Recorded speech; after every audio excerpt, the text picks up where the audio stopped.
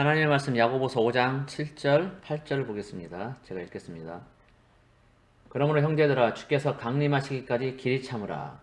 보라 농부가 땅에서 나는 귀한 열매를 바라고 길이 참아 이른 비와 늦은 비를 기다리려니 너희도 길이 참고 마음을 굳건하게 하라. 주의 강림이 가까우니라. 아멘.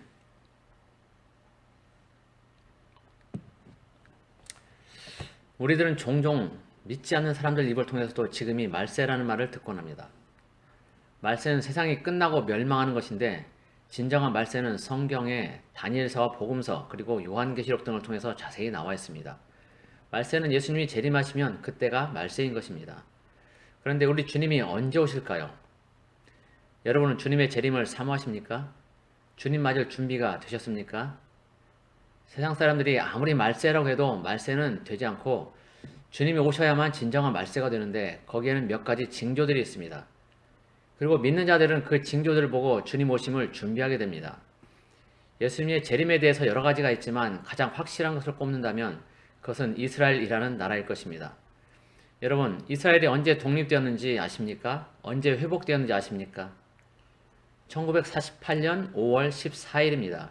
지금으로부터 72년 전입니다. 그 전까지는 전 세계 나라 없이 흩어져 살았습니다. 이스라엘은 주후 AD 70년경에 로마에 의해서 멸망한 뒤로 약 2000년간 자신들의 땅에서 쫓겨나 전 세계에 뿔뿔이 흩어져 살았습니다. 그런 이들이 성경에 예언된 대로 다시 이스라엘 땅으로 모여 나라를 회복한 것입니다. 성경에서는 팔레스타인 지역이 하나님이 이스라엘에게 주신 땅임을 분명하게 밝히고 있고 그 땅에서 로마에게 멸망당하고 유대인들이 쫓겨나기 전까지 이스라엘 사람들, 즉 유대인들이 살았음을 말해주고 있습니다. 그 땅은 분명하게 이전에 이스라엘의 땅이었던 것입니다. 그리고 지금도 이스라엘의 땅입니다. 예수님은 마태복음 24장에서 마지막 때 예수님의 재림의 징조에 대해 말씀하시면서 32절에 이렇게 말씀하셨습니다. 무화과 나무의 비유를 배우라. 그 가지가 연하여지고 잎사귀를 내면 여름이 가까운 줄을 아나니. 무화과 나무는 이스라엘을 상징합니다. 그런데 그 가지가 연하여지고 잎사귀를 내면 여름이 가까운 줄을 알라고 합니다. 이스라엘의 회복을 말하는 것이죠. 가지가 연하여지고 잎사귀를 낸다는 것은 죽은 것 같았던 이스라엘의 회복을 말합니다. 그리고 여름이 가까웠다는 것은 추수 때, 곧 예수님이 오실 때가 가까웠다는 것을 말합니다. 우리는 가을이 추수의 계절이지만 이스라엘에서는 여름이 밀추수의 계절입니다. 추수는 마태복음 13장 39절에 보면 세상 끝을 말하고 있고 예수님이 재림하셔서 양과 염소를 구분하며 그에 따른 보응과 심판을 하시는 때입니다. 그리고 1차 추수는 예수님을 구세주로 영접하고 예수님을 따라 사는 그런 삶을 산 사람들을 구름 위로 불러 모으는 것이 될 것입니다. 이 죽은 것 같았던 무화과 나무의 이야기는 마가복음 11장에 나옵니다. 마가복음 11장에 보면 열매 없는 무화과 나무를 예수님이 저주하시는 사건과 그 무화과 나무가 말라 비틀어지게 된 것을 볼 수 있는데 이 죽은 것 같았던 무화과 나무에서 가지가 나고 잎사귀가 나게 되는 것입니다. 예수님은 이처럼 전 세계에 흩어져 살며 죽은 것 같았던 이스라엘이 회복될 것을 말씀하시면서 이스라엘이 회복되는 그때가 되면 추수가 가까운 때라고 말씀하십니다. 곧 예수님이 다시 오실 때가 가까웠다고 말씀하십니다.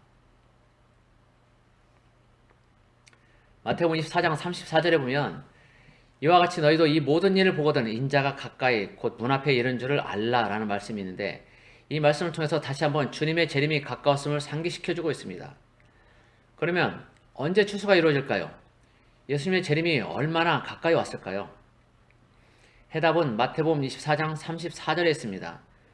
내가 진실로 너에게 말하노니 이 세대가 지나가기 전에 이 일이 다 일어나리라. 이 세대라는 것은 예수님의 계시던 당시의 그 세대를 말하는 것이 아닙니다. 이것은 한 세대를 말하는 것입니다. 마태복음 24장 3절에 보면 제자들이 예수님에게 이렇게 질문합니다. 우리에게 이르소서 어느 때 이런 일이 있겠사오며 또 주의 임하심과 세상 끝에는 무슨 징조가 있사오리까? 주님의 재림과 세상 끝날에 대해서 말씀하고 계시는데 예수님 당시 세대에 예수님이 재림하셨습니까? 그 당시에 세상이 끝났습니까? 물론 로마에 의해서 이스라엘이 멸망하긴 했지만 그때가 세상 끝날은 아닙니다. 그래서 예수님이 말씀하신 이 세대가 지나가기 전에 이 일이 다 이루리라 해서의 이 세대는 예수님 당시의 세대가 아니라 한 세대를 말하는 것으로 보아야 합니다. 그런데 한 세대는 성경적으로 볼 때 보통 100년을 의미합니다. 창세기 15장 3절에 보면 여호와께서 아브라함에게 이르시되 너는 반드시 알라. 네 자손이 이방에서 객이 되어 그들을 섬기겠고 그들은 400년 동안 네 자손을 괴롭히리니 라는 말씀이 있고, 이어서 16절을 보면 네 자손은 4대 만에 이 땅으로 돌아오리니 라는 말씀이 있습니다. 이 말씀으로 보면 하나님이 말씀하시는 한 세대는 100년이 되는 것입니다. 그런데 예수님은 이 세대가 지나가기 전에 라고 말씀하십니다. 이 말씀은 100년이 되기 전에 예수님의 재림이 있다는 것입니다. 이스라엘의 회복된 뒤로부터 100년이 지나가기 전에 추수가 있다는 것입니다. 예수님의 재림이 있다는 것입니다. 이스라엘이 회복되고 난 뒤에 100년이 안 돼서 예수님이 오신다는 것이죠. 그런데 이스라엘이 회복된 지 이미 72년이 되었습니다. 그러면 남은 기간은 28년입니다. 앞으로 28년 안에 예수님이 오신다는 것입니다. 그런데 제가 생각하는 예수님의 재림의 시기는 이보다 조금 빠릅니다. 구체적으로 연도를 언급하는 것은 자칫 위험할 수도 있습니다. 그렇지만 나름의 연구와 기준을 가지고 말하는 것이니 예수님의 재림의 시기를 구체적으로 언급하는 것에 대해서는 제 개인의 사견으로 알고 참고하시고 들으시기 바랍니다. 저는 예수님의 재림의 시기를 이스라엘이 회복된 지 80년째가 되는 시점인 2028년쯤으로 봅니다. 앞으로 8년 이쪽 저쪽이죠. 물론 8년이 훨씬 더 넘을 수도 있고 안 넘을 수도 있습니다. 다만 기준을 그렇게 잡는 것일 뿐입니다. 그렇게 잡는 이유는 이렇습니다. 먼저 8이라는 숫자는 새로운 시작을 의미하는 것으로 봅니다. 노아의 홍수 때 구원을 받은 사람이 8명입니다. 그들 8명으로부터 인류의 새로운 시작이 된 것입니다. 이스라엘 백성들은 난지 8일 만에 할례를 받습니다. 왜 굳이 8일일까요? 태어나서 8일 만에 할례를 받음으로 하나님의 백성으로서 구분되는 것입니다. 새로운 시작인 것이죠. 그리고 모세가 애굽 왕을 피해서 도망간 뒤 이스라엘 백성들을 구원하기 위해서 하나님의 도구로 사용된 때가 모세의 나이 80세 때였습니다. 이스라엘 백성의 구원을 위한 새로운 시작이죠. 그리고 아론과 그 아들들이 제사장직을 공식적으로 수행한 것이 위임식 7일 후 8일째였습니다. 이처럼 8은 새로운 시작을 의미하고 예수님의 재림은 인류에게 분명한 새로운 시작점이 될 것입니다. 그래서 저는 100년이 다 걸리진 않고 80년이 기점이 될 것으로 보고 있습니다. 그렇게 보는 데는 또 한 가지 이유가 있는데 마태복음 10장 22절에서 23절 말씀 때문입니다. 주님은 이렇게 말씀하십니다. 또 너희가 내 이름으로 말미암아 모든 사람에게 미움을 받을 것이나 끝까지 견디는 자는 구원을 얻으리라. 이 동네에서 너희를 박해하거든 저 동네로 피하라. 내가 진실로 너희에게 이르노니 이스라엘의 모든 동네를 다 다니지 못하여서 인자가 오리라. 제자들이 복음을 전한다는 이유로 사람들에게 미움을 받고 핍박을 받게 되는데, 그러면 이 동네에서 저 동네로 피하라고 합니다. 그렇게 피해 다니는데 이스라엘의 모든 동네를 다 다니지 못해서 인자가 오신다고 합니다. 이 말씀의 의미를 아시겠습니까? 제자들이 핍박을 피해서 가는 동네에서 그냥 숨어 지내겠습니까? 아닙니다.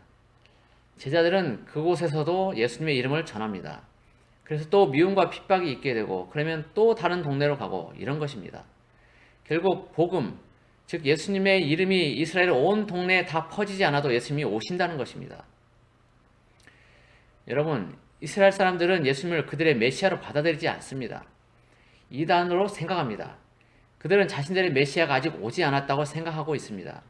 그래서 불과 몇 년 전까지만 해도 이스라엘 사람들 중에 예수를 메시아로 받아들이는 사람이 거의 없었습니다. 그런데 그 몇 년 전부터 이스라엘 사람들 중에서 예수님을 메시아로 받아들이는 사람들이 급속하게 늘어나고 있습니다. 예전에는 이스라엘 내에서 교회를 세우는 것은 생각도 할 수 없었는데 지금은 교회를 세우고 있습니다. 이런 추세로 간다면 이스라엘 사람들이 예수님을 그들의 메시아로 영접하는데 어느 정도의 세월이 필요할까요? 이스라엘의 온 동네를 다 다니지 않는 세월, 지금부터 28년은 다 채우지 않고 이스라엘의 복음이 전파되는데 필요한 시간, 저는 10년, 지금으로부터 8년이면 충분하다고 생각합니다. 이것은 이스라엘 유대인들이 성경에 대해서 잘 알고 있기 때문이며 예수님이 그들이 기다리던 메시아라는 점만 인정하면 되기 때문입니다. 그리고 좀 전에 말한 8이라는 새로운 시작과도 맞물려 있는 것입니다. 그리고 이스라엘이 회복된 날짜는 1948년 5월 14일이지만 유엔에서 이스라엘을 나라로 인정하고 결의한 것은 1947년 11월 29일입니다. 그러니까 실질적으로 예수님이 오시는 날은 우리가 예상하는 2028년보다 더 앞당겨질 가능성이 높습니다. 올해 많은 일들이 일어날 것이고 특히 11월 달에 무슨 일이 일어난지 우리는 관심을 가지고 지켜보아야 할 것입니다. 어쩌면 우리는 7년 환란에 바로 문 앞에 와 있을 수도 있습니다.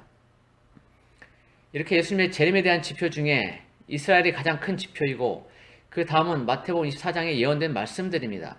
미혹, 난리와 난리 소문, 민족이 민족을, 나라가 나라를 대적하는 것, 곳곳에 기근과 지진, 예수 이름 때는 모든 민족에게 미움을 받는 것, 거짓 선지자, 불법의 성행, 사랑이 식어짐 등이 있고 천국 복음이 모든 민족에게 전파되면 그제야 끝이 온다고 되어 있습니다. 그런데 이 모든 것들이 지금 다 이루어지고 있다는 것을 아십니까? 그 중에서 우리가 객관적으로 볼 수 있는 것은 지진입니다. 가장 크게 볼 수 있는 것이죠. 5.0 이상의 지진은 1980년 이후 통계를 보면 아주 급격하게 증가했습니다.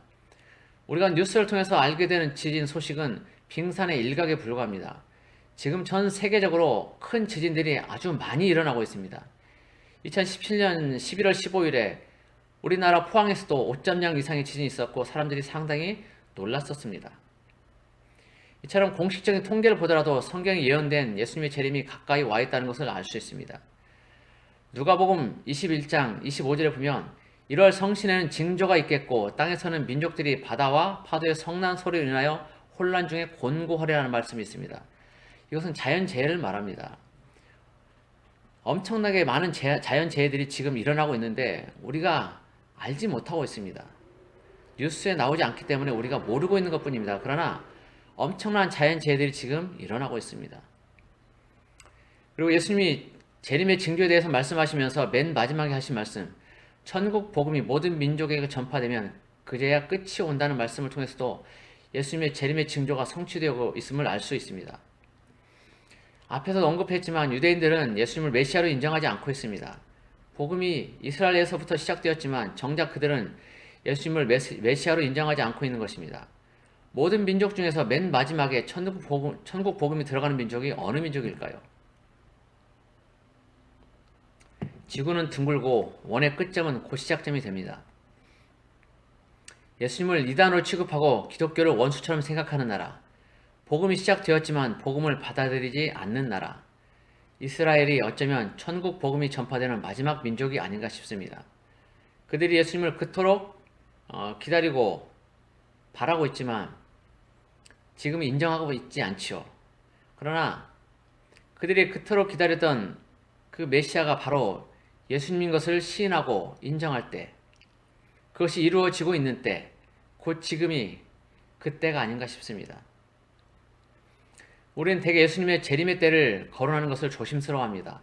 자칫 잘못하면 이단으로 몰릴 수도 있고 또 성경 마태복음 24장 36절에서 예수님도 그 날과 그때는 아무도 모르고 아버지만 아신다고 말씀하셨기 때문입니다.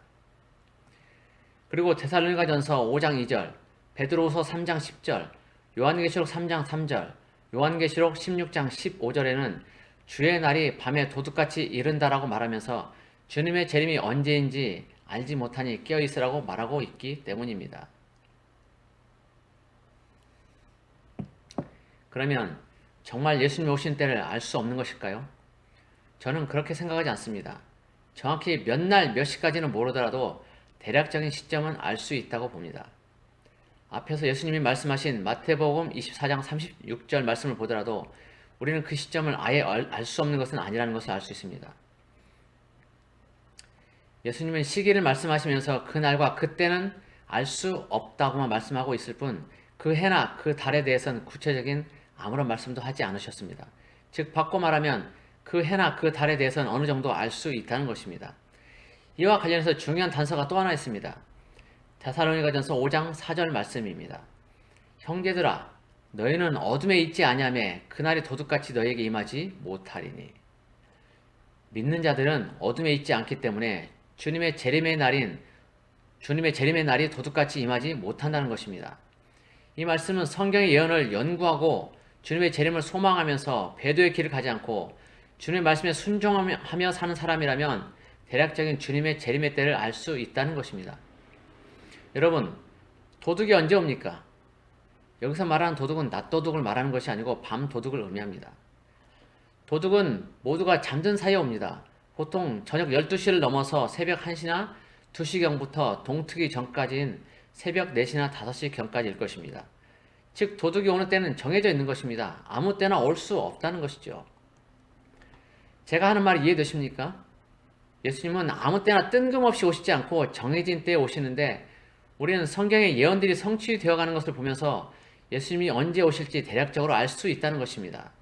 정확한 그 시간, 그때는 우리가 알 수 없지만 대략적인 시점은 알 수 있다는 것이죠. 그러나 예수님의 재림을 소망하지 않고 깨어있지 않는 자는 그 시기에 대해 관심도 없고 또한 알 수도 없습니다. 그저 하루하루 평안하다고 생각하며 지낼 것입니다. 그래서 도둑같이 임하는 것입니다. 이처럼 우리는 마냥 평안한 날들이 계속 되리라고 생각하며 예수님의 재림과 심판은 멀었다고 생각하지만 성경을 통해서 보면 그리 멀지 않고 아주 가까이 와 있다는 것을 알 수 있습니다. 그리고 그 재림의 때 믿는 자들은 구름 속으로 끌어올려지고 주님과 함께 어린 양 혼인잔치를 즐기게 될 것입니다. 그런데 이 휴거의 시기에 관련해서 여러 의견들이 있습니다. 마태복음 24장 13절에 보면 그러나 끝까지 견디는 자는 구원을 얻으리라는 말씀이 나옵니다. 이 말씀은 구원을 받는 자들이 있는데 그들은 미혹과 환난과 핍박을 통과해서 끝까지 견디는 자들임을 말하고 있습니다. 그리고 21절, 22절을 보면 이렇게 나와 있습니다. 이는 그때 큰 환난이 있겠습니다. 창세로부터 지금까지 이런 환난이 없었고 후에도 없으리라. 그 날들을 감하지 아니하면 모든 육체가 구원을 얻지 못할 것이나 그러나 택하신 자들 위하여 그 날들을 감하시리라. 그리고 29절에서 31절에는 이렇게 말씀하고 있습니다. 그 날 환난 후에 즉시 해가 어두워지며 달이 빛을 내지 아니하며 별들이 하늘에서 떨어지며 하늘의 권능들이 흔들리리라.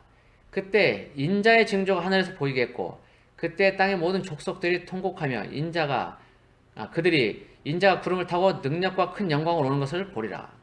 그가 큰 나팔 소리와 함께 천사들을 보내리니 그들이 그의 택하신 자들을 하늘 이 끝에서 저 끝까지 사방에서 모으리라. 이 마태복음 말씀을 통해서 보면 휴거는 환난 이후에 있고 환난을 믿음으로 통과한 사람들에게 해당되는 것임을 알 수 있습니다. 환난을 통과하는데 미혹되지 않고 짐승의 표를 받지 않고 예수님의 이름을 부인하지 않고 목숨 걸고 믿음으로 승리한 사람들이 휴거되는 것입니다. 즉 환난을 통과해야 휴거가 된다는 것입니다. 그런데 이 환난은 지금까지 세상에 없던 환난이기 때문에 우리가 상상도 하지 못할 환난이 될 것입니다. 다들 환난 가운데 남기 싫으시죠? 아마 아무도 환난을 겪고 싶지 않을 것입니다. 그런데 이 환난을 겪지 않아도 될 한 가지 희망적인 소식이 있습니다. 누가복음 21장 34절에서 36절 말씀입니다. 너희는 스스로 조심하라. 그렇지 않으면 방탕함과 술취함과 생활의 염려로 마음이 둔하여지고 뜻밖의 그날이 덫과 같이 너희에게 임하리라. 이 날은 온 지구상에 가는 모든 사람에게 임하리라. 이러므로 너희는 장차 올 이 모든 일을 능히 피하고 인자 앞에 서도록 항상 기도하며 깨어 있으라 하시니라. 자, 환난 후에 주님이 오시고 휴거가 있는데 이 환난을 피할 수가 있다는 것입니다. 누가복음 21장과 마태복음 24장 말씀을 통해서 보면 휴거는 한 번이 아니라 두 번임을 알 수 있습니다. 그런데 첫 번째 휴거는 누가복음 21장에 나오는 휴거로 에녹과 엘리야처럼 주님과 동행했던 사람들에게 아주 극소수로 있을 것이고 두 번째 휴거는 마태복음 24장에 나오는데 이때는 순교자나 박해를 피해서 숨어 산 자, 기타 짐승의 표를 받지 않은 자를 비롯한 전반적인 휴거가 있게 될 것입니다. 두 번째 휴거는 환난을 통과한 자들이 될 것이고 두 번째 휴거가 메인 휴거가 될 것입니다. 성경에 예언된 징조들이 나타나고 성취되고 있음을 보면서 이제는 정말 예수님이 오실 때가 그리 멀지 않았음을 느낍니다. 거의 2000년 넘게 있는 동안 나라 없이 흩어져 살다가 다시 그 나라를 회복한 이스라엘 보면서 더더욱 확실히 느낍니다. 그런데 우리뿐만 아니라 지금 이스라엘에 사는 유대인들도 이 세대에 메시아가 오실 것이라는 기대감을 상당히 가지고 있습니다. 유대인들은 성전이 세워지면 메시아가 오신다고 믿고 있습니다. 그런데 유대인들은 막연하게 성전이 세워지기를 기대하는 게 아니라 성경의 예언이 성취될 것을 기대하고 있습니다. 미가서 4장 1절의 말씀을 보면 주님 재림하시는 세상 끝날에는 성전이 다시 세워진다는 말씀이 있습니다. 끝날에 이르러는 여호와의 전의 산이 산들의 꼭대기에 굳게 서며 작은 산들 위에 뛰어나고 민족들이 그리로 몰려갈 것이라. 끝날에는 여호와의 전이 존재한다는 것입니다. AD 70년 이스라엘 멸망 이후 지금까지 성전이 없었는데 끝날에는 성전이 있게 된다는 것입니다. 그래서 메시아의 오심과 성전의 재건축은 불가분의 관계에 있다고 보고 있고, 이 말씀에 근거해서 유대인들은 성전이 세워져야 메시아가 오신다고 믿고 메시아의 때를 위해서 성전 지을 준비를 하고 있는 것입니다. 그런데 그들은 이스라엘 땅에 다시 성전이 세워질 것이라고 굳게 믿고 있고, 그 성전이 세워질 때를 대비해서 제사 드리는 데 필요한 모든 기구들을 몇 년 전부터 완벽하게 준비해 놓고 있습니다. 이 성전이 세 번째 지어지는 이른바 제3성전이 될 것입니다. 성전을 지키기 위해 열심인 유대의 랍비들은 제3성전을 짓는 것은 하나님의 뜻이자 유대인의 사명이라고 말하면서 아주 적극적으로 성전을 다시 세우는 것에 자신들의 모든 것을 투자하고 있습니다. 그런데 이들의 이 열망이 단순한 열망이 지나는 것은 아닙니다. 예수님도 성전이 다시 세워질 것을 암시하는 말씀을 하셨습니다. 마태복음 24장 24절 15절에서 이렇게 말씀하셨습니다. 그러므로 너희가 선지자 다니엘이 말한 바 멸망에 가증한 것이 거룩한 곳에 선 것을 보거든 읽는 자는 깨달을진저 그때 유대에 있는 자들은 산으로 도망할지어다. 자, 이 말씀은 적그리스도가 나타나는 환란의 때에 관한 말씀인데 15절의 말씀은 다니엘서 9장 27절, 다니엘서 12장 31절, 다니엘서 12장 11절에 나오는 것을 인용한 것입니다. 멸망에 가증한 것이 거룩한 곳에 선 것을 보거든 도망하라고 합니다. 환란이 곧 닥칠 것이기 때문입니다. 여기에서 멸망에 가증한 것은 적그리스도를 의미한다고 봅니다. 그리고 거룩한 곳은 하나님이 계신 곳을 의미하는데 대부분 성전이라고 생각합니다. 이 마태복음 말씀을 해석하면 적그리스도가 나타나서 성전에 들어가고 자신이 하나님이라고 말한다는 것입니다. 그리고 그때가 환란이 시작되는 때라는 것입니다. 후 3년 반이 시작되는 것이죠. 그런데 문제는 지금은 AD 70년 로마에 의해서 성전이 파괴된 이후 아직까지 성전이 지어지지 않았다는 데 있습니다. 그러니까 적그리스도가 성전에 들어가서 자신이 하나님이라고 말하려면 성전이 지어져야 된다는 것입니다. 예수님의 말씀이 성취되려면 성전이 이스라엘 땅에 세워져야 되는 것입니다. 그러려면 이스라엘은 팔레스타인 및 아랍 국가들과 합의를 하고 평화가 선포되어야 하는데 이러한 평화의 조짐이 조금씩 보이고 있습니다. 사실 언제 중동에 평화가 선포되고 제3성전이 세워질지는 모릅니다. 그러나 우리는 이스라엘 지켜보면서 그 땅에 평화가 선포되고 제3성전이 지어진다는 소식을 듣게 되면 환란의 때가 가까웠고 아울러 예수님의 재림도 가까이 와 있다는 것을 알아야 할 것입니다. 이때는 7년 환란이 시작되는 때가 될 것입니다. 성전을 짓는 모든 재료와 기물은 모두 준비되어 있기 때문에 성전을 짓기 시작하면 1년 안에 지을 수 있다고 합니다. 성전 안에 가장 중요한 기물인 언약궤도 1980년대에 론 화이트라는 고고학자가 골고다 언덕 및 예루살렘 동굴에서 이미 찾았고, 성전을 성결하게 하는데 필요한 붉은 암송아지, 이것은 민수기 19장 2절에 나오죠. 이 암송아지도 2018년 9월에 태어나서 준비가 되었기 때문에 성전 짓는 일이 시작되면 모든 것은 아주 급속하게 진행될 것입니다. 그리고 이스라엘 및 세상 돌아가는 정황을 볼 때 그때는 그리 멀지 않았다는 것을 느낍니다. 이처럼 우리는 성경을 통해서 예수님의 재림이 가까웠다는 것을 알 수 있는데 성경 외적인 것도 잠깐 보도록 하겠습니다. 예수님이 오시는 때에 관해 그 이정표인 이스라엘 상황을 놓고 예언한 사람들이 있습니다. 그런데 그 중에 지금은 고인이 되었지만 이스라엘 랍비, 아주 유명한 랍비 이착 카두리와 또 이집트 선지자 쇼사니가 한 예언에 대해서 보도록 하겠습니다. 먼저 이착 카두리에 대해서 보겠습니다. 그는 이스라엘에서 아주 유명한 최고의 랍비였고 메시아가 오심을 사모하는 사람이었습니다. 그는 2006년 1월 108세로 죽었는데 그는 죽기 몇 달 전에 자신이 메시아를 만났다라고 말했습니다. 그리고 그가 죽기 전에 어떤 사람이 메시아가 언제 어떻게 오는지에 대해 질문했는데 그것에 대해서 그는 이렇게 대답을 했다고 합니다. 선거는 있을 것이지만 정부는 없을 것입니다. 이상한 말이죠. 선거는 있는데 정부는 없다. 선거는 치러지지만 정부 구성이 안 된다는 것입니다. 이 말은 작년 2019년에 이루어졌습니다. 이스라엘은 총선에서 두 번의 선거, 4월과 9월이죠. 이 두 번의 선거를 치렀는데도 정부 구성을 하지 못했었습니다. 세 번째 총선을 위한 법안이 통과되고 올해 2020년 3월 20일에 세 번째 총선이 치러질 예정이었습니다. 이것은 전례 없는 일이었고 2차 카두리의 예언이 이루어진 것이었습니다. 잠깐 이스라엘 선거 제도를 보면 이스라엘 의회 크네세트에서 전체 120석에서 과반 61석 이상을 차지해야 정부를 구성할 권한을 가지고 그 당에서 총리를 할 수 있습니다. 그런데 과반수가 되지 못하면 다른 소수 정당과 합의해서 연립 정부를 구성해야 합니다. 근데 지난번 총선에서 벤자민 네타냐후 그리고 베니 간츠 이들이 이끄는 리쿠드당과 청백당이 모두 과반 의석을 차지하지 못하고 연립 정부도 구성하지 못했었습니다. 그렇게 계속 그런 상태로 이어져 오다가 올해 2020년 5월 20일에 우한 폐렴 사건을 수습하기 위해서 벤자민 네타냐후와 베니 간츠가 총리 임기를 반반씩 하기로 합의함으로 가까스로 정부가 구성되었습니다. 그런데 이렇게 정부를 구성하는 것에 대해 예언한 사람인데 그 사람이 앞에서 말한 두 번째 예언가인 이집트 선지자 쇼 사니입니다. 그는 주님이 오실 때 이스라엘 상황에 대해서 이렇게 말했었습니다. 이스라엘 땅에서 두 명의 장관이 정부를 이끌 날이 올 것이다. 그들의 이름은 벤자민이 될 것이다. 그 두 명 중 누구도 그들의 정부를 구성하거나 왕권을 세우지 못할 것이다. 그것을 볼 때에는 메시아가 이미 문 입구에 계심을 알아야 할 것이다 라고 말했습니다.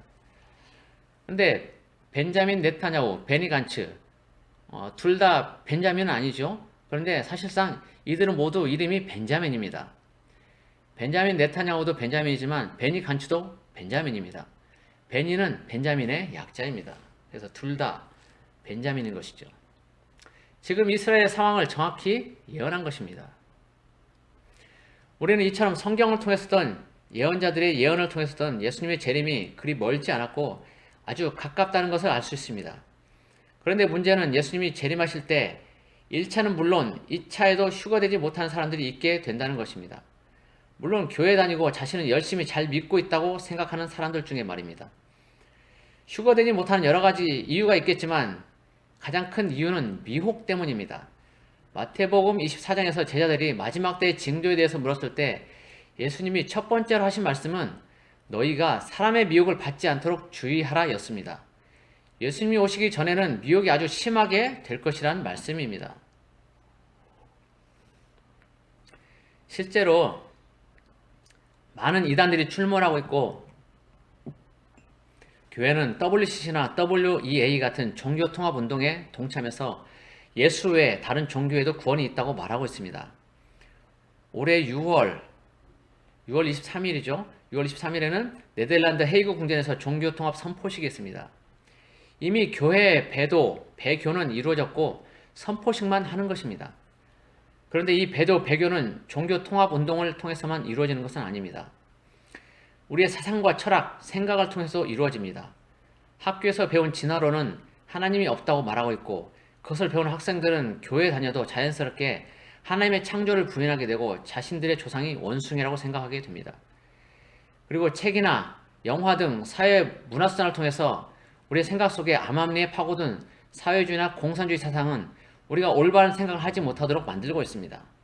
사회주의가 정의인 양 포장되었고 사람들은 그 생각과 사상에 자신들도 모르게 젖어들게 되었습니다. 몇십 년에 걸쳐서 서서히 진행되었기 때문에 사람들은 그것을 알지 못합니다. 사회주의 공산주의는 기본적으로 하나님이 없다는 유물사관에 근거한 것이고 이 사상은 적그리스도의 사상입니다. 그런데 지금은 여론은 말할 것도 없고 심지어 신학교의 교수조차도 사회주의가 성경적이라고 말하는 사람도 있습니다. 성경이 기준이 아니고 하나님의 말씀이 기준이 아니기 때문에 이런 일들이 생겨나는 것입니다. 문제는 이 나라 대한민국 정부와 국회에 있는 사람들 중에 그런 사람들이 아주 많다는 것입니다. 어떤 사람은 장관 임명 전 청문회에서 자신이 사회주의자라고 말했고 대통령은 그 사람을 장관으로 임명했습니다. 국회에서도 사회주의 사상을 가진 사람들이 다수가 되었습니다. 그런데 이들은 사회주의 사상을 가진 자들이 대놓고 적그리스도적인 행보를 하고 있습니다. 이들은 동성애자들을 포함한 소수 성애자들을 인권이라는 이름으로 포장해서 이들을 옹호하고 이들을 위한 정책들을 적극 시행하고 있습니다. 이제는 학교나 직장에서도 동성애에 대해 교육하고 가르치고 있는 것이 오늘날 이 나라 대한민국의 현실입니다. 동성애자는 성경에서 죽이라고 할 정도로 극악한 죄입니다.